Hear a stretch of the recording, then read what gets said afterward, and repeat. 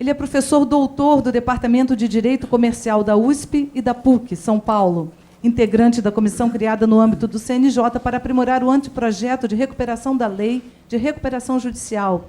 É presidente do Tribunal de Justiça do Estado de São Paulo. Em sala de aula, a seus alunos, ele costuma afirmar: é preciso ser vocacionado, atender ao chamamento interno. A advocacia oferece uma enorme gama de opções e há de existir um local exato para o qual você foi talhado. Encontre esse lugar.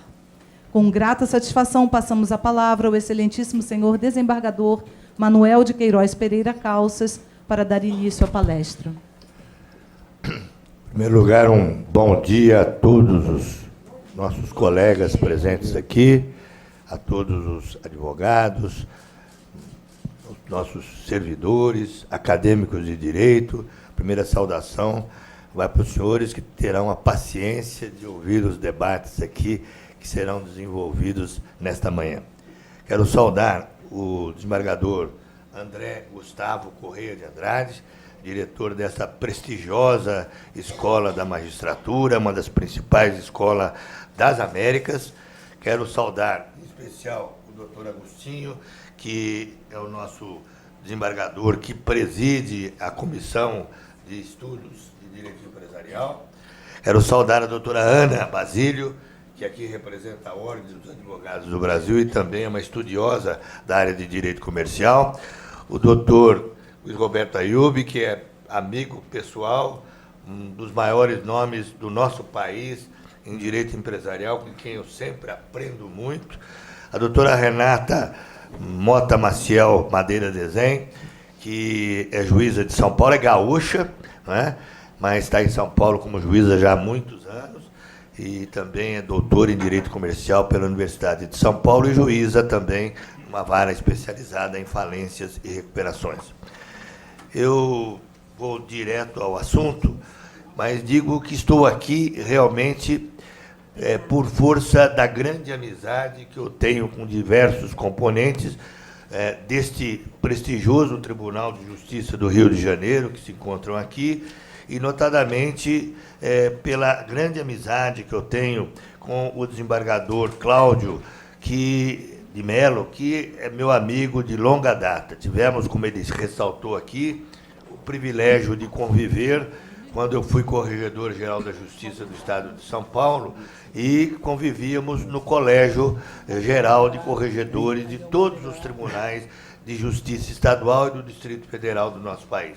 E uma amizade que se solidificou, um respeito, uma admiração mútua, como tenho também pelo desembargador Milton Fernandes Souza, que também juntos trabalhamos como presidentes, ambos no Colégio de Presidentes dos Tribunais Estaduais, e que me honra com a sua amizade e com a sua presença aqui, a sua família, sua filha também muito querida. Então, é um lugar de encontro entre amigos. E como disse mesmo o desembargador Milton Fernandes, eu vim aqui exclusivamente com o intuito de trocar experiências, mas trazer aqui um verdadeiro depoimento, notadamente para os desembargadores e para os advogados, aqui representados por doutora Ana Basílio, no sentido de que este tema é um tema extremamente importante nos dias de hoje. Mas a primeira observação que eu faço é que o primeiro lugar onde houve especialização deste tema foi aqui no Rio de Janeiro. O Rio de Janeiro é que foi realmente o berço da especialização do direito comercial na América do Sul. Foi o primeiro estado, a primeira cidade a ter essa especialização. Daqui, nós paulistas, aurimos a experiência dos cariocas e trabalhamos os pareceres para que nós conseguíssemos convencer os desembargadores de São Paulo que este era o caminho a ser tomado. Mas muito mais antigo que o pensamento dos desembargadores do Rio de Janeiro, os primeiros desembargadores e primeiros componentes do Tribunal do Comércio do Império aqui do Rio de Janeiro, isto ocorre há séculos e séculos. Na verdade, tanto que o direito comercial começa a ser constituído nos primórdios da Idade Média, nós vamos encontrar depois, já ele desenvolvido, um debate extremamente relevante, importante, que é mencionado por todos os comercialistas que se dedicam ao tema, que diz respeito realmente à dicotomia do direito privado. A dicotomia do direito privado sempre foi extremamente contestada, debatida ou defendida. Na verdade, a conveniência de se dividir nos dois clássicos ramos do direito privado, o direito civil e o direito comercial, ela vem de muitos séculos, como eu disse.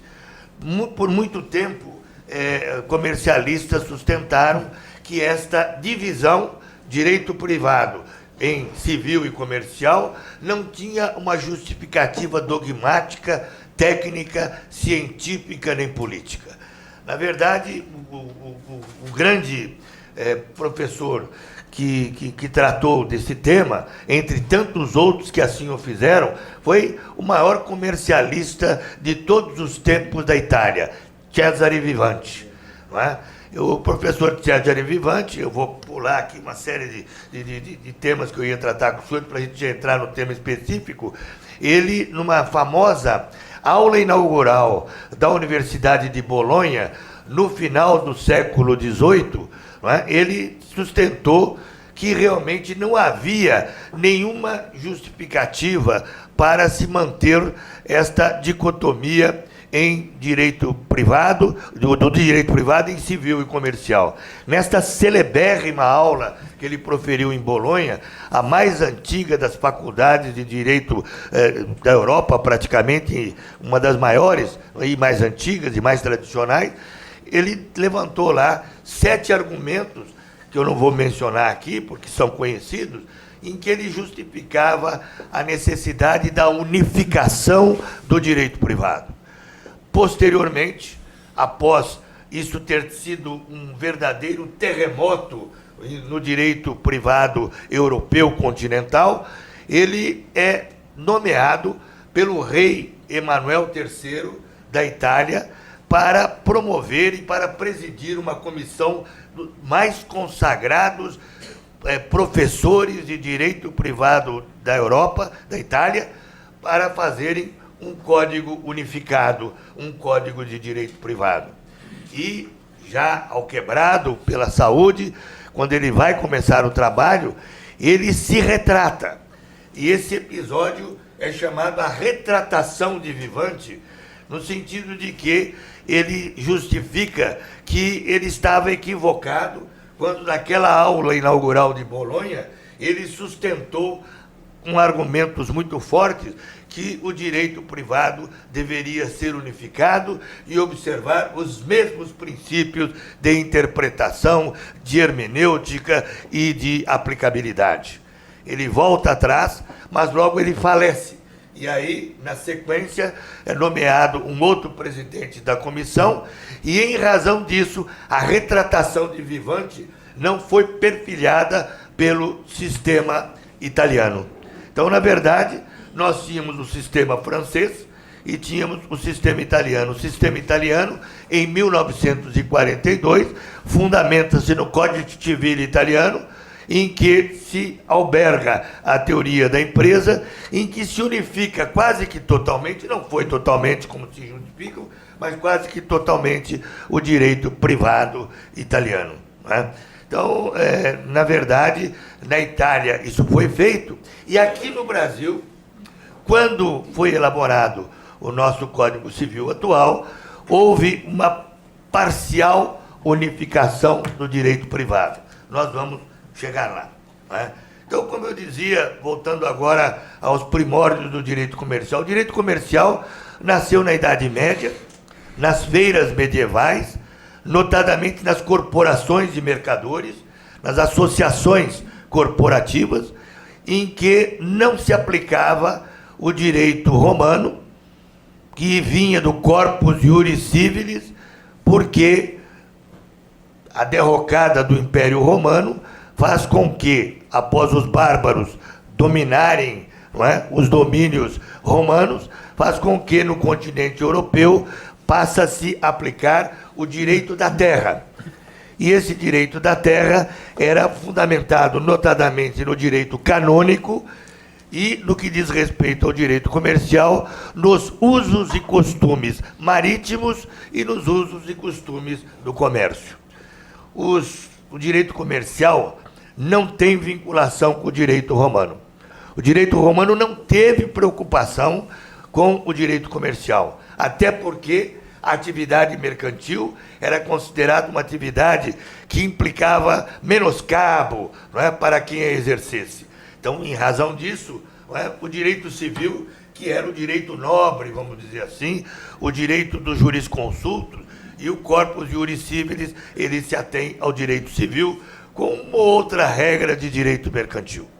Na verdade, na Roma Antiga, que tinha como pedra angular da economia a atividade agropastoril, o direito mercantil, o direito dos mercadores, originário, na verdade, dos usos e costumes mercantis, ele era aplicado somente àqueles que não tinham a cidadania romana.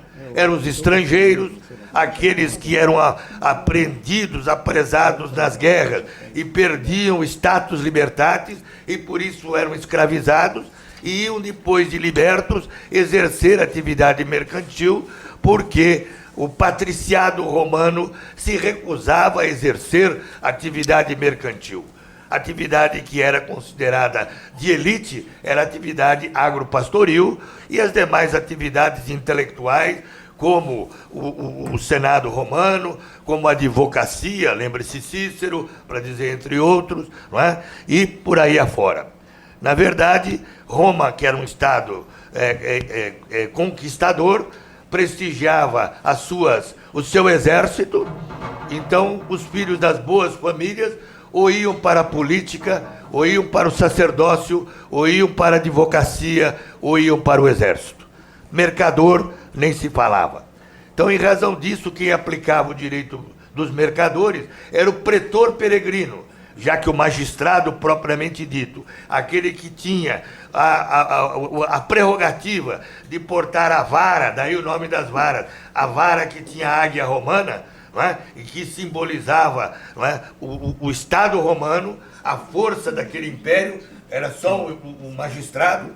Esse magistrado não aplicava o direito comercial, ele aplicava apenas o direito civil. Então, na verdade, desde o início, o direito comercial foi considerado um direito que, apesar de autônomo em relação ao direito privado, ele não ensejava trabalhos intelectuais para a criação de normas escritas sobre ele.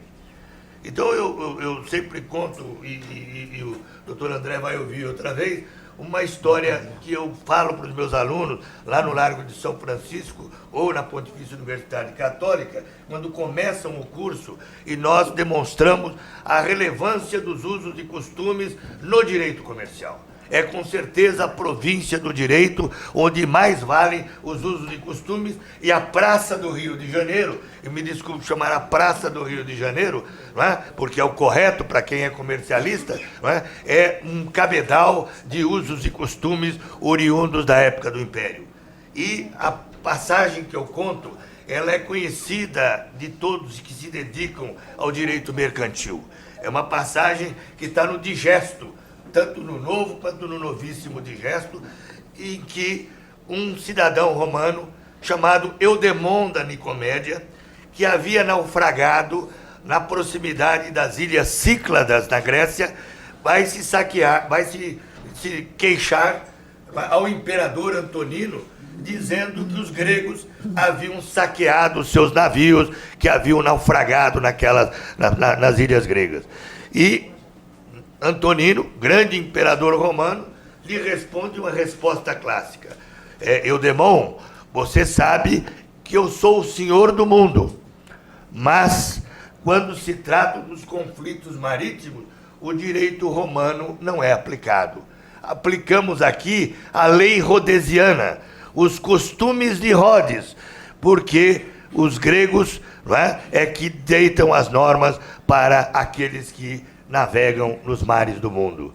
E aí, não é, ele diz, só há um porém, apenas quando os usos e costumes de Rhodes contrastarem com o direito romano, é que nós deixaremos de observar o direito consuetudinário dos gregos. E isso demonstra, não é, por que os romanos adotaram grande parte do direito marítimo dos ródios e não se dedicaram, como eu dizia no início, não é, no corpus iuris civilis, a regras de direito comercial. Na Idade Média, nós vamos encontrar os nossos mercadores que perambulavam pelas feiras mercantis, notadamente nas cidades chamadas repúblicas marinheiras, não é? Como Veneza, Verona, Pisa, Amalfi, e também na França, em Lisboa, nas cidades holandesas, nas cidades da Alemanha, nas cidades da Bélgica, não é? Numa divisão política territorial europeia muito diversa da que existe hoje, eles passavam de cidades em cidades com as feiras nos seus carroções puxados a cavalos, a burros ou a bois, levando as suas mercadorias para feiras que seguiam um calendário tradicional no continente europeu. Eram autorizados a entrar nos muros das cidades e ali exerciam o comércio. E, claro, pessoas das mais variadas línguas, das mais variadas moedas, com valores diferentes, com costumes diferentes, envolviam-se em conflitos com frequência.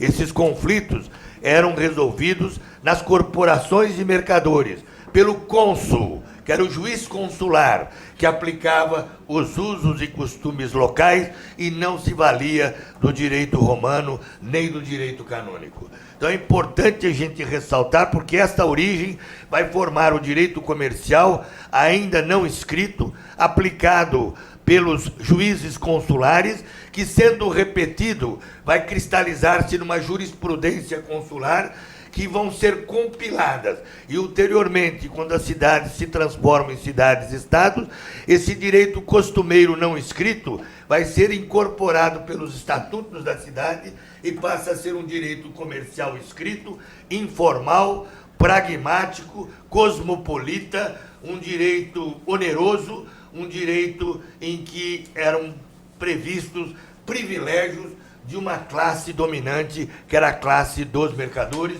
que tinham muito poder político e financeiro. Então, é isso que ocorre em linhas muito grossas, que eu digo aqui, não é? O que aconteceu na Idade Média. Quando o Estado moderno começa a se constituir, então surgem os tribunais do comércio, ao lado dos tribunais civis. Esses tribunais do comércio sempre compostos por quem tivesse a atividade mercantil como sua atividade principal. Então, gradualmente, há uma dicotomia, não é, formada na jurisprudência civil e na jurisprudência comercial. Posteriormente, nós vamos já pular para a Revolução Francesa, para dar um pulo danado, quando vence os revolucionários franceses, a mais famosa das revoluções de todos os tempos, e aí aquela percepção do direito comercial como um direito exclusivamente aplicável a quem fosse matriculado na associação de mercadores, a quem fosse comerciante formalmente engajado numa associação, a quem tivesse o privilégio de ter uma jurisdição privativa, ele chega, na teoria francesa com a criação do ato de comércio. Então, pula-se da concepção subjetiva do direito comercial como um direito classista, de um direito de comerciantes, com privilégios de uma classe burguesa, e se vai para a teoria do ato de comércio. Cria-se e o Código Mercantil francês, de Napoleão, não o de 1804, que é o mais importante, mas o 1807 e 1808, né, que é o Código Mercantil Napoleônico, onde fundamenta-se a teoria do ato de comércio, o sistema francês. E o conceito fundamental: comerciante é aquele que exerce profissionalmente, pratica profissionalmente atos de comércio. Esse é um conceito clássico. Não é? Posteriormente, com essa visão, nós vamos passar para o Brasil rapidamente, e aí o Rio de Janeiro vai exercer todo o seu poderio político, econômico nessa história. Nós vamos nos recordar rapidamente que a família imperial chega em 1808 na Bahia, o príncipe regente determina uma série de medidas que todos nós estudamos no colegial, abertura dos portos às nações amigas, não é? E a Casa da Moeda, Banco do Brasil, e entre outras coisas, ele determina que seja instituído um código comercial, um código mercantil. Esse código comercial, cuja edificação fora determinada pelo príncipe regente João em 1808, só vai se solidificar em 1850. O Código Comercial Brasileiro de 1850, que segue as diretrizes do sistema francês, fundamentado no ato de comércio, sem usar a expressão ato de comércio, mas modulando-a para mercancia. Então, o nosso Código Comercial, é importante a gente ver esse conceito, vai definir no artigo 4º do Código Mercantil que ninguém é reputado comerciante para o efeito de gozar da proteção que este Código liberaliza em favor do comércio, sem que se tenha matriculado em um dos tribunais do comércio do Império e faça da mercancia profissão habitual. O que é mercancia? Havia dois sistemas no mundo. Sistema que definia o que era mercancia, conceituava o ato de comércio, e o sistema que fazia um elenco dos atos que compunham o conceito de mercancia. E, no Brasil, nós vamos, então, ter um sistema híbrido, porque nós vamos ter a matrícula obrigatória no Tribunal do Comércio do Império, o exercício da mercancia, que nada mais era do que a prática de atos de comércio em massa, né? Esse é o conceito fundamental que nós tínhamos até então, e vamos ter os tribunais do comércio, rapidamente, que vamos atuar de 1855, propriamente dito, né, até 1875. Em 1876, eles são abolidos. Então, nós vamos ter tribunais do comércio do Império nesse período, e aqui no Rio de Janeiro nós vamos ter, né, um tribunal na capital do Império, que era composto por um presidente letrado, 6 deputados comerciantes, servindo um de secretário, e 3 suplentes também comerciantes, né? E teria por adjunto um fiscal, que seria o síndico, né? O administrador judicial de hoje, que seria sempre um desembargador, com exercício efetivo no Tribunal da Relação do Rio de Janeiro. Eu acho isso fantástico, né? Quer dizer, então, o Tribunal do Comércio do Império do Rio de Janeiro, com essa composição, que vai ser replicada em outras províncias do Império, compostas da mesma forma, só que uma composição menor, porque o do Rio era o tribunal mais importante, não é? E que teria sempre um desembargador que atuasse no Tribunal da Relação. E assim, com poucas alterações, não é, relacionadas à melhor organização das atividades, principalmente para atender às necessidades do comércio da época, foi criada, então, uma jurisdição mercantil especializada no Brasil até 1876. Por isso que eu disse Nós estamos aqui aprendendo com o Rio de Janeiro e trazendo uma experiência mais atualizada, não é? Que São Paulo tem, depois de uma luta terrível, porque houve muita resistência para que isso ocorresse. Eu sempre menciono um debate que ocorreu na Assembleia aqui do Rio de Janeiro. Eu mencionei isso ao doutor André, aliás, parentes nosso e das minhas esposas, era um deputado, Gabriel Junqueira de Andrade, né? Uma sessão de 2 de julho de 1875. Vejam o que esse deputado provincial disse aqui no Rio de Janeiro. O que lhe fazia, sobretudo, grande mal ao comércio era a demora que havia em julgar as causas, que, como se sabe, sofriam todos os embaraços da chicana, porque eram julgadas como os demais processos civis.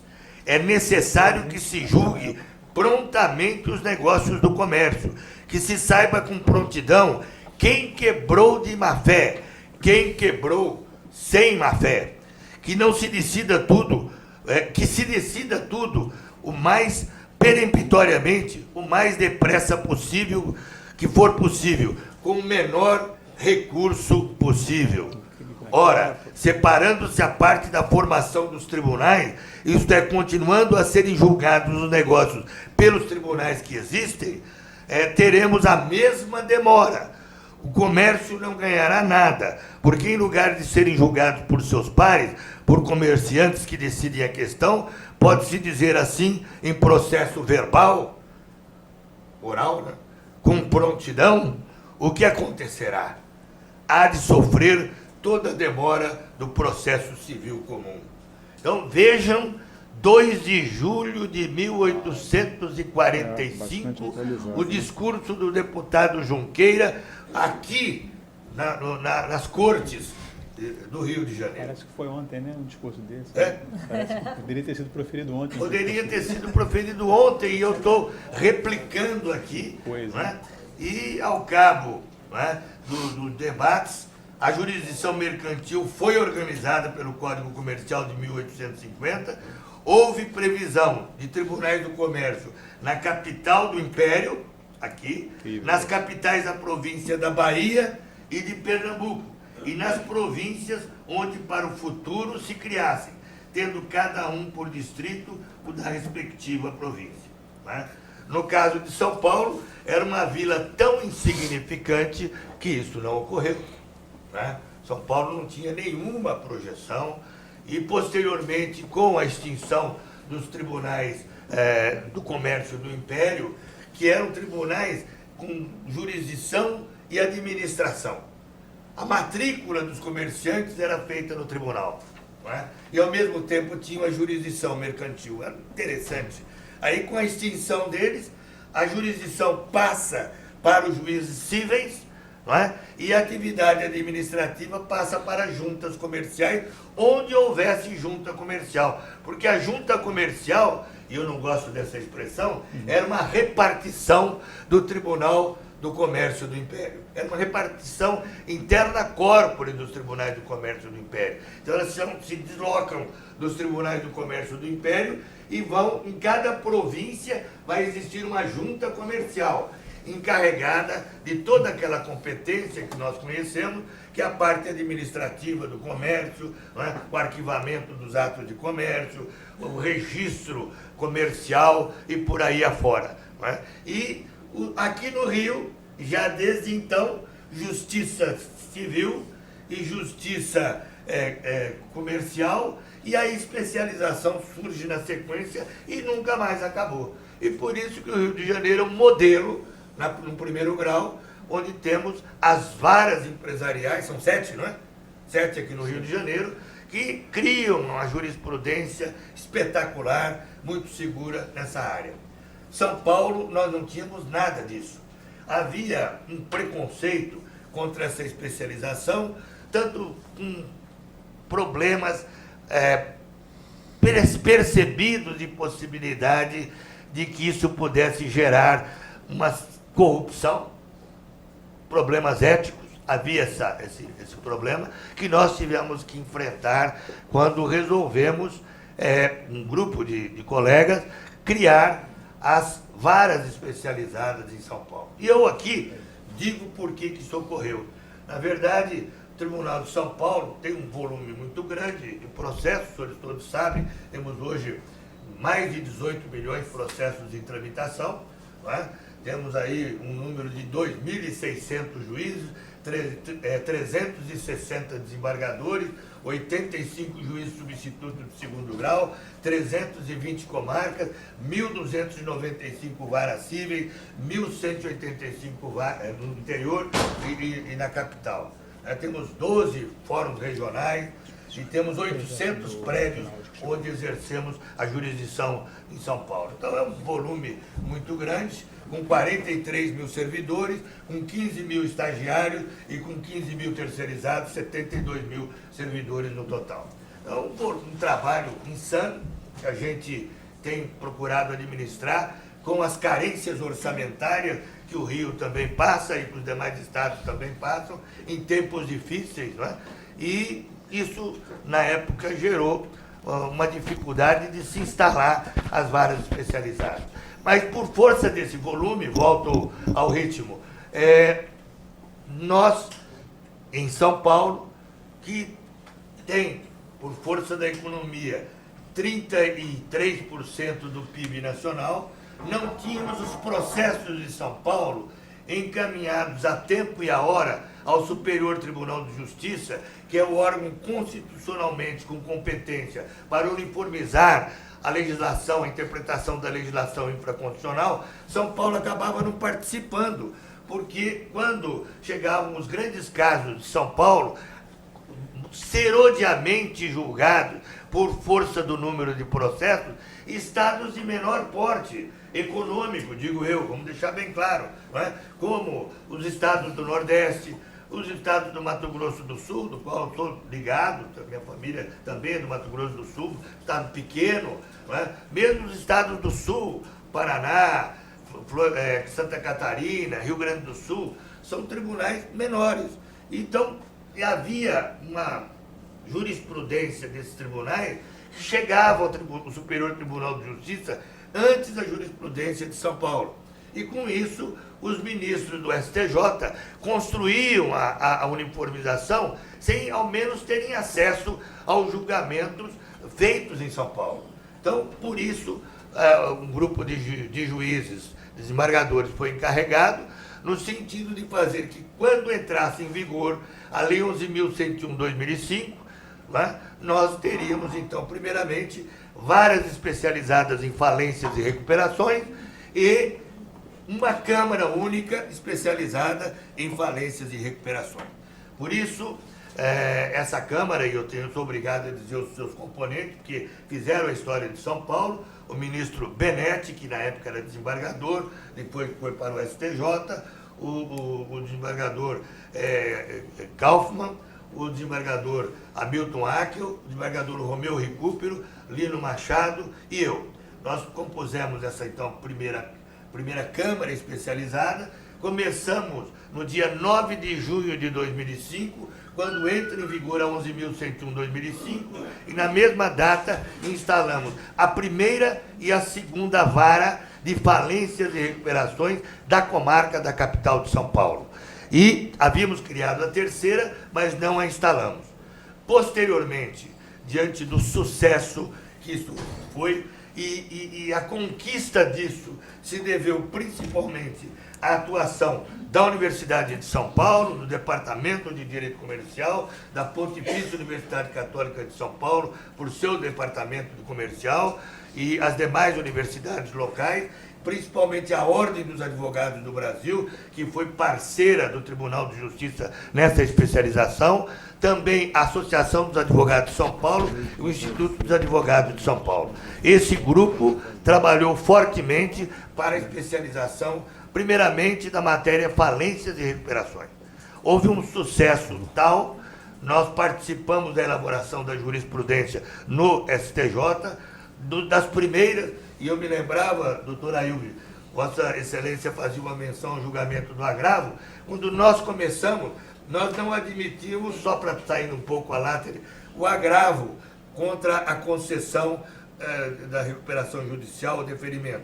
Porque havia uma súmula no STJ ligada à concordata dizendo que era irrecorrível esse ato. Nós, 3 ou 4 semanas depois, já vimos que não era isso. E mudamos e depois editamos uma súmula que o recurso cabível é o agravo de instrumento, que é o correto, né, em que pese tanto no Código Civil passado, quanto no Código de Processo Civil passado, quanto no atual. Então nós vamos construindo gradualmente a jurisprudência. Quando fomos as primeiras questões que envolveram, né, a cessão fiduciária de créditos, o artigo 49, parágrafo 1º, que fala sobre, né, propriedade fiduciária de bem móvel ou imóvel, e aí nós, ao contrário do Espírito Santo, entendemos que os direitos patrimoniais, com base no artigo 83 do Código Civil, eram considerados bens móveis, coisa móveis por força da lei, e aí era possível, sim,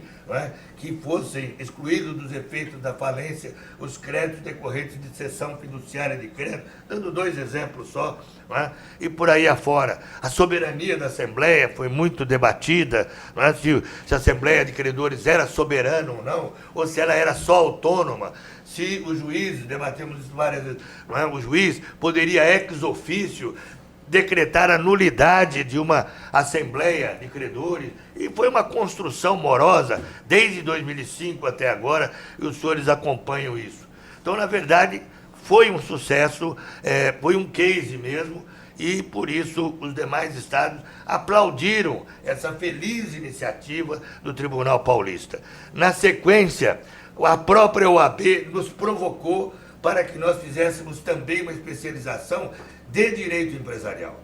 E aí criamos, em 2011, com também os mesmos atores que eu acabei de mencionar, a Câmara Especializada em Direito Empresarial, né? Que, primeiro a Câmara. Essa Câmara, então nós tínhamos a Câmara de Falências e Recuperações, com competência exclusivamente para a Lei 11.101/2005, e a Câmara de Direito Empresarial. E aqui, como o tema é importante para os senhores, eu menciono qual a competência da Câmara de Direito Empresarial. Não tínhamos VAR ainda, né? A competência ficou assim estabelecida. Primeiro, o livro Direito de Empresa do Código Civil, porque, como todos sabemos, o novo código, que já não é tão novo assim, foi formulado por civilistas e comercialistas que seguiram o perfil italiano, adotaram a teoria da empresa e unificaram, em parte, eu sempre esclareço muito isso, o direito comercial no Brasil. O Código Civil, direito de empresa, ele é regulado dos artigos 966 ao artigo 1195, onde nós temos, a partir do conceito de empresário, depois todos os institutos fundamentais do direito comercial, as sociedades, seja a sociedade simples e principalmente a sociedade limitada. A lei dos auxiliares do comércio, até o 1195. Temos ainda a lei das SAs, não é? Que é a lei 6.404/76, também da competência da Câmara Especializada, a franchise, o contrato de franchise.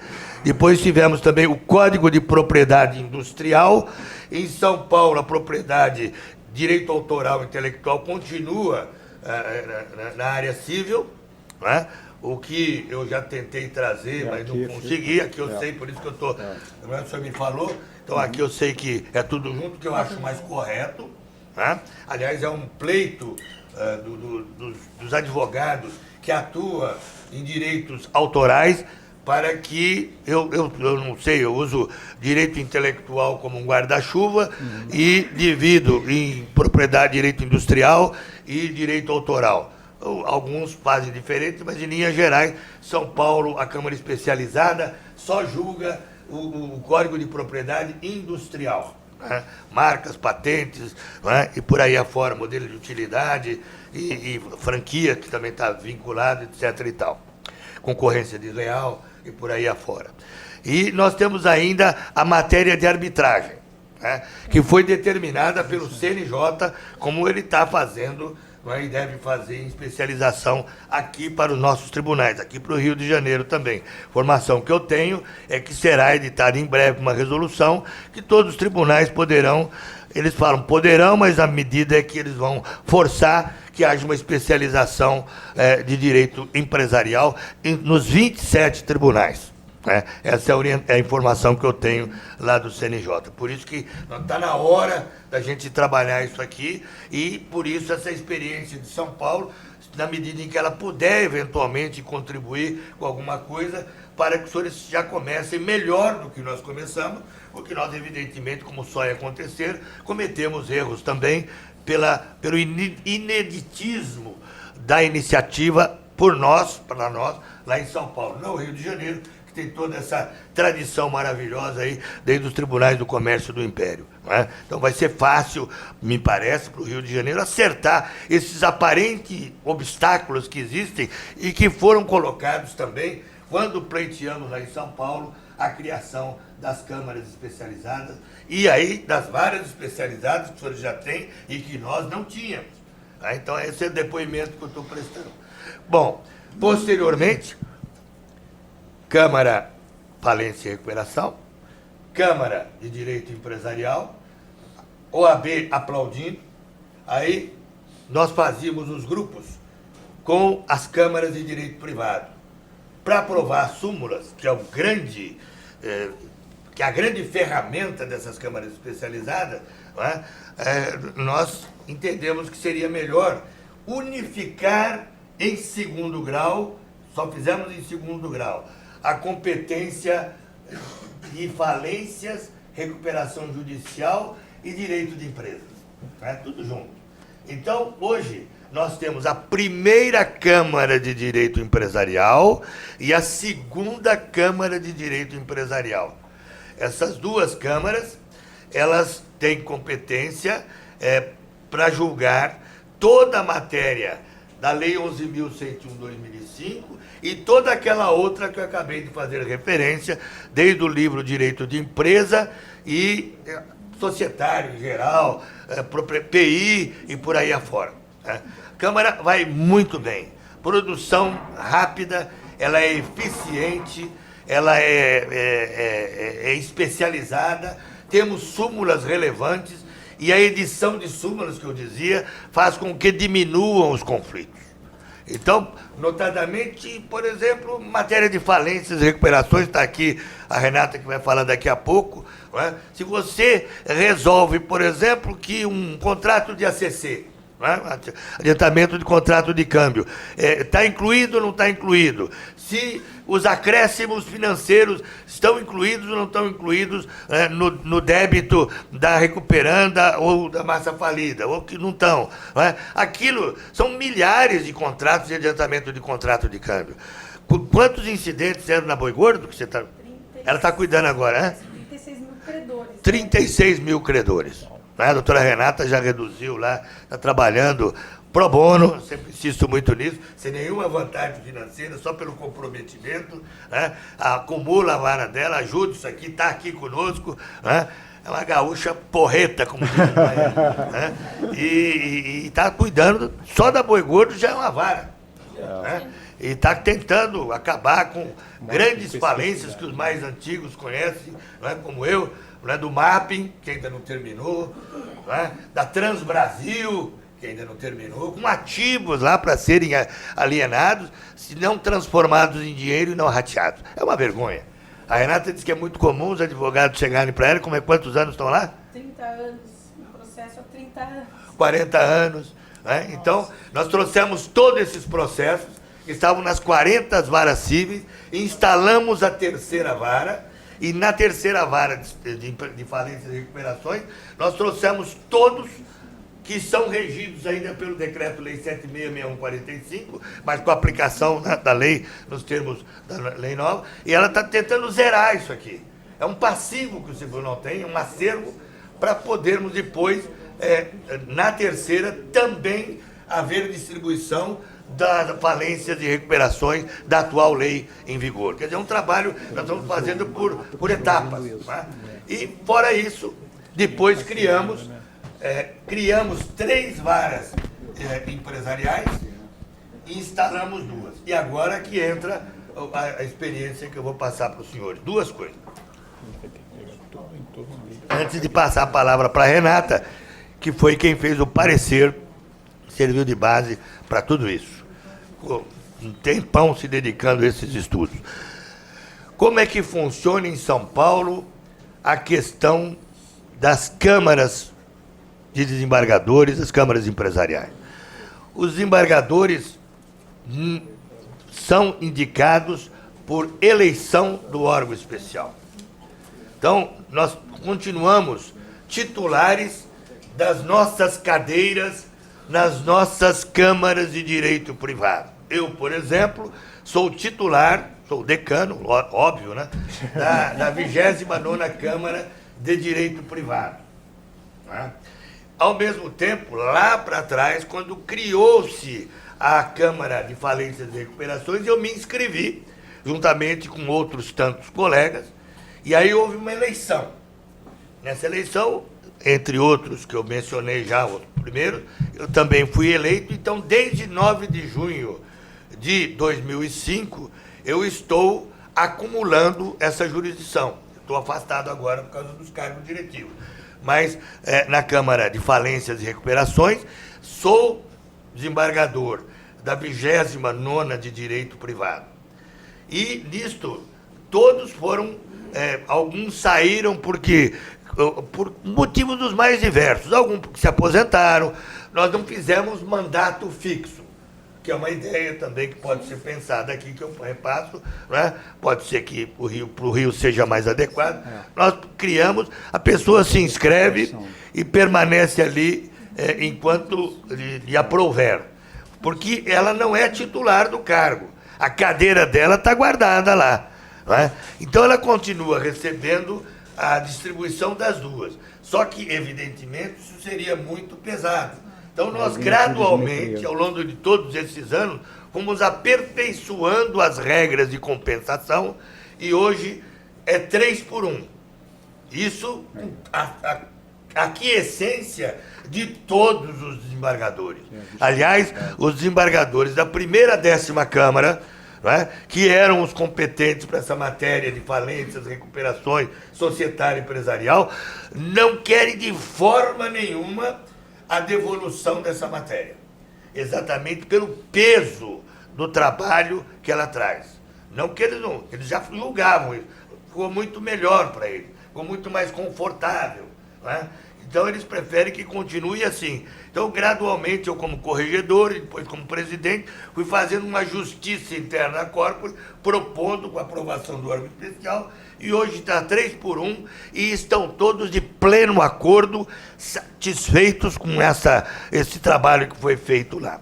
Para nós chegarmos a isso, nós contamos com a ajuda da Associação Brasileira de Jurimetria, cujo presidente é o doutor Marcelo Guedes, com quem eu já falei e que já se dispôs a vir aqui na Emerge a fazer uma palestra sobre isso. É a maior autoridade no Brasil sobre a questão do peso do processo. Não é? A Renata vai falar sobre isso, sobre por que a complexidade de um processo comercial é muito maior, na média, do que o processo civil. É aquilo que o Junqueira falava aqui no Rio de Janeiro, agora se chama jurimetria, ciência antiga, não é? Em que se aplica a estatística a jurisprudência. Ele precisa vir aqui trazer a contribuição e diz que virá, basta os senhores convidarem. É meu amigo pessoal, amigo do Ayub, amigo da Renata, um grande advogado que faz isso academicamente, por amor aos estudos de academia. Então, graças a esse trabalho que eles fizeram, com estatísticos do Departamento de Estatística da Universidade de São Paulo, do Instituto de Matemática da USP, nós fizemos todos os cálculos e fizemos o peso adequado para que essa distribuição fosse feita da forma mais igualitária possível em termos de complexidade da matéria. Os senhores sabem o quanto é difícil isso, eu não preciso dizer isso, é difícil, mas eles têm o caminho para a gente. Então, nós conseguimos isso daí. Então, em razão disso, as 2 câmaras funcionam muito bem. E criamos 2 varas especializadas. O que os desembargadores diziam quando eu propus, como corregedor, a criação, a instalação, né, das varas especializadas em direito empresarial? Não havia movimento suficiente em São Paulo que justificasse isso. Bom, a Ordem foi fazer sustentação oral, a USP foi fazer sustentação oral em torno da academia e a PUC foi fazer sustentação oral. Conseguimos, a duras penas, convencer todos. E hoje todos estão de acordo e eu, antes de terminar a minha gestão, instalarei a 3ª vara especializada, porque hoje, como a Renata vai, de uma forma mais clara, vai demonstrar, não é? O número de processos distribuído para as varas cíveis é menor do que a comercial. Porque o tribunal, e eu tenho certeza que isso ocorre no Rio de Janeiro, não tem uma série de estatísticas, nós não temos, porque o rótulo das ações, o nome das ações, não é técnico. Os advogados colocam medida cautelar, cai numa vara, pelo menos para São Paulo. Aí era cautelar de suspensão dos efeitos da deliberação assemblear do Bradesco, do Itaú, da companhia tal, né? Aí outra suspensão do direito de voto de um acionista, de um grupo de minoritário, de um acordo de acionistas. O nome que está na nossa distribuição, na época, era a medida cautelar, medida preparatória, tutela de urgência, sei lá, na distribuição. Então, nós não tínhamos a quantificação exata para sabermos se efetivamente. Eu não tenho dúvida que o Rio de Janeiro, apesar de estar longe aqui, quem tem 11 milhões de processos, segundo me consta, pelo que eu tenho lido aqui das informações do Rio de Janeiro, nós temos 18 milhões. Os senhores têm número de processos, no meu modo de ver, observada a viscosidade e a complexidade suficiente para terem, no meu modo de ver, as mesmas 2 varas de São Paulo. Né? Eu não tenho dúvida, e a Renata vai falar sobre isso, né? Que é a parte mais técnica dos estudos. E claro, e pode usar esse critério, esse deu certo em São Paulo. Né? Então nós não criamos só uma, porque no começo, para não engessar a jurisprudência. Seria ruim. O ministro Sidney Benetti me ligou, falou, não, está errado, né? Deixa uma de empresarial, outra. Eu falei, não, é melhor. Fazemos os grupos, não é? Há 10 desembargadores trabalhando, né? Areja melhor a jurisprudência, debate-se mais, o debate é muito saudável, não é? E se dá o que é procurado pelo empresariado nacional, que é a segurança jurídica. Detalhe, politicamente para o Rio de Janeiro é fundamental os senhores terem a especialização em direito comercial. E para o Brasil, muito mais ainda. Porque as únicas praças, e me desculpe, eu uso praça como velho professor de comercial, as únicas praças que contam no Brasil para a classificação do nosso país, para os rankings internacionais de investimento, São Paulo e Rio de Janeiro. Os demais estados, e aí com todas as velhas do Rio Grande do Sul, né, e dos demais estados que aqui estejam representados, não tem nada a ver com isso. O ranking é pelo momento econômico. Né? Então é São Paulo e Rio de Janeiro, com todas as crises que nós passamos, com todos os problemas econômicos, o Rio de Janeiro tem que estar presente. As pessoas têm que analisar isso. Quer dizer, não tem interesse, a não ser o interesse de melhoria do país. São Paulo foi um sucesso e eu vou dizer o que eu ouço onde eu passo dos advogados, dos maiores escritórios de advocacia do Brasil, dos maiores professores, e alguns, inclusive, escolhendo São Paulo, né, como foro de eleição para usar São Paulo ao invés de usar o Rio de Janeiro. Isso está acontecendo. Tá? Eu tenho que dizer, porque os advogados do Rio me falam isso. Vários.